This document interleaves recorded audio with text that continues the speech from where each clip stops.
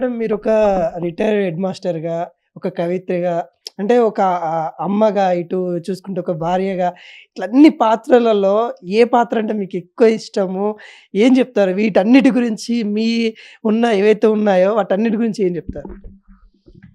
హ్మ్. చక్కటి భోజనం తినేటప్పుడు అన్నంతో పాటు అన్నం అంటే జీవితం, సంసారం. హ్మ్. అన్నంతో పాటు కూర, ఉప్పు, చట్నీ, పెరుగు, నెయ్యి, పాపడం, స్వీటు, హాటు అన్నీ ఉండాలి కదా! హ్మ్. అన్నీ ఉంటేనే నిండైన ఆహారాన్ని చక్కగా భుజించిన ఫీలింగుంటది. హ్మ్. రియల్‌గా చెప్తున్నాను. నాకివన్నీ పోషించడం ఇష్టమే. హుహు. అన్ని పాత్రలు ఇష్టమే. హ్మ్. ఎందుకంటే అమ్మకు మించిన గొప్ప పాత్ర లేదు. అమ్మ దగ్గర బిడ్డగా అమ్మ యొక్క గొప్పతనాన్ని తెలుసుకున్నాను కాబట్టి, నా బిడ్డల పట్ల అంతకన్నా గొప్పగా ఉండే ప్రయత్నం. హ్మ్.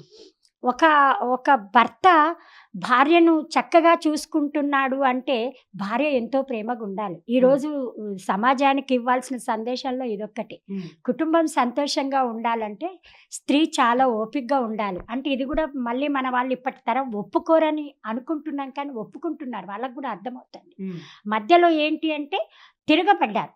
హ్మ్. "మరీ నీకేం తెలుసు పో లోపల పో" అనే వ్యవస్థలో స్త్రీ ఉన్నప్పుడు, హ్మ్. ఆమెకైనా దేవుడు సరియైన తెలివి ఇచ్చాడు కదా! ఆర్థికపరమైన స్వాలంబన లేక ఆ మాటలు పడాల్సిన పరిస్థితుంది. ఎప్పుడైతే చదువుతో బయటికొచ్చిందో స్త్రీ అవన్నీ చూస్తుంది. కాబట్టి కుటుంబంలో ఎక్కడి పాత్ర అక్కడ పోషించడం ఎంతిష్టమో, అంతే చక్కగా పాఠం చెప్పడం ఇష్టం. హ్మ్. నేను హెచ్ఎంగా 2 ఏండ్లు ఇన్‌చార్జ్‌లో చేశాను. హ్మ్. Actually I am school assistant. హ్మ్. కానీ ఒక టెక్స్ట్ బుక్ రైటర్‌గా నాకు సుదీర్ఘమైన చరిత్ర ఉంది. హ్మ్. ఆట పాటలతో విద్య అనే దానిపైన నేను 92, 93లోనే కృత్యాధార బోధన ఎన్‌సీఆర్‌టీ వాళ్ళతో, బ్రిటిష్ కౌన్సిల్‌తో, ఎస్‌సీఆర్‌టీతో, హ్మ్. డిపెప్ వీటన్నిటితో కలిసి ఆడపిల్లల చదువుల కోసం, చదువు యొక్క విలువ కోసం బాగా శ్రమ చేశాను. హ్మ్. అందుకే ఏమంటానంటే మీరన్న దాంట్లో ఏది నేను వదలను. హ్మ్. అన్నీ కావాలి. మాకంటే ఇక్కడ ఒక సరస్వతి దేవి కనిపించింది. ఒకసారి ఇంట్లోకి రావడుతున్న ఒక పాజిటివ్ వైబ్స్ ఇవన్నీ చూస్తుంటే గూడా ఇవన్నీ నిజంగా అంటే ఒక మహిళ ఇన్ని చేయగలుగుతదా అనే క్వెషన్ మాకు రైజ్ అయిపోయింది. ఇవన్నీ చేయగలుగుతుందా? ఒక మహిళ సాధించగలుగుతుందా? ఇన్ని అవార్డ్స్ గాని, ఇంట్లో ఇన్ని పురస్కారాలు గాని అందుకోగలిగే శక్తి మహిళకుందా అంటే ఏం చెప్తారు? ఉందనే జెప్తా. ఎందుకంటే ఇక్కడొక కవితామూర్తిగా చదువుల తల్లిగా, సరస్వతిగా నన్ను మీరు గమనించినందుకు, ఆ మాట అన్నందుకు సంతోషం. హ్మ్. కానీ ఆదిశక్తిగా భండాసురుని లాంటి వాళ్ళని ఎదిరించింది అమ్మే. హ్మ్. స్త్రీనే. హ్మ్. హ్మ్. కదా! చిన్న ఇక్కడొక మాట ఆడపిల్లకే కావచ్చు, ఆడపిల్ల విషయంలో నేను చాలా జాగ్రత్తలు సమాజానికి ఇచ్చుకుంటూ పోయాను. హ్మ్. హ్మ్. జో జో చిన్నారి బుజ్జి బుజ్జి బుజ్జాయి ఈ జోల కావాలి నీ కంటి పాపాయి రెప్పవాల్చితే చీకటవ్వు నన్ని రెప్పలల్లాచుతూ కాచుకున్నా గుండెలో నిన్ను దాచుకున్నా నా కంటి పాపాయి నిదురపోవే చిన్నారి. హ్మ్. ఇంత చక్కగా జోల పాడేది అమ్మే కదా! అవునవును. కానీ ఈ జోలలో కవయిత్రిగా నిజంగా చెప్తున్నా నాన్న నిన్న మొన్న పాస్కో చట్టం గూడా వచ్చింది. హ్మ్. ఎందుకొచ్చింది?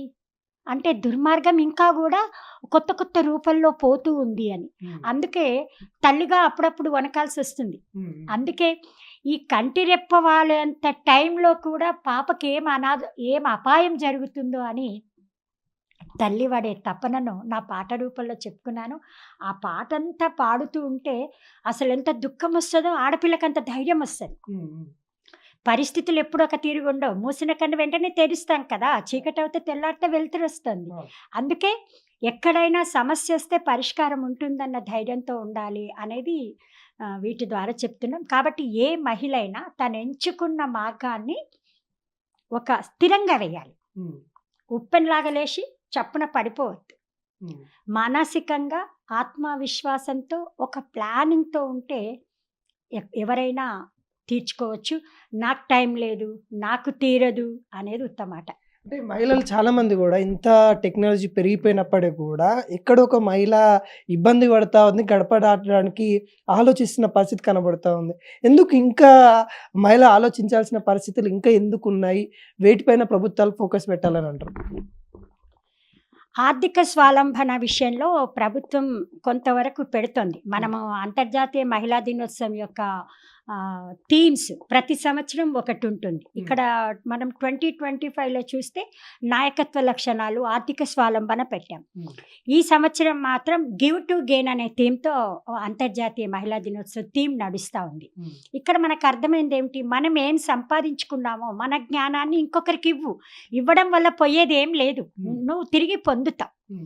కానీ మహిళ విషయంలో కొన్ని కుటుంబాలలో ఏమవుతుంది అంటే, ఇవాళ కాలంలో ఒకవైపు డబ్బు సంపాదిస్తే కుటుంబం ప్రశాంతంగా ఉంటుందనే నేపథ్యంలో తన ఇంట్లో పని చేసేంత, తను ఏ పని చేయకుండా బయటికి వెళ్ళాలి అంటే వీటన్నింటి కూడా వేతన రూపంలో చెల్లించాలి. వాటి ఖర్చులకు భయపడి కొంతమంది ఆగితే ఆగవచ్చు, కానీ తన చుట్టూ ఉన్న పరిస్థితులు నువ్వేం చేయగలవులే, ఈ ఆత్మవిశ్వాసాన్ని కొంతమంది ఇంకా కలిగి ఉండకపోవడం, వాళ్ళ కుటుంబాలలో మనకు తరగని ఉన్నాయి కదా ఇంకెందుకులే అనడం, నేను సంపాదిస్తే నీకెందుకులే అనడం, ఇలాంటివి కొన్ని ఉన్నాయి. ఇంకా ఒకవైపు ఈ మధ్యకాలంలో చూస్తే మగవాళ్ళకే రక్షణ లేదు అని మనం జూబ్లీ చుట్టూ చివరి సిటీ చివరి ప్రాంతాల్లో చూసాం. ఏ సమయంలో బయటకు వెళ్తే ఎలాంటి అటాక్స్ జరుగుతాయో అని. ప్రభుత్వం దీని విషయంలో షీ టీమ్స్ అని పెడుతుంది, ఎన్నో పెడుతుంది, కానీ వీళ్ళకు కూడా మానసిక ధైర్యం కావాలి.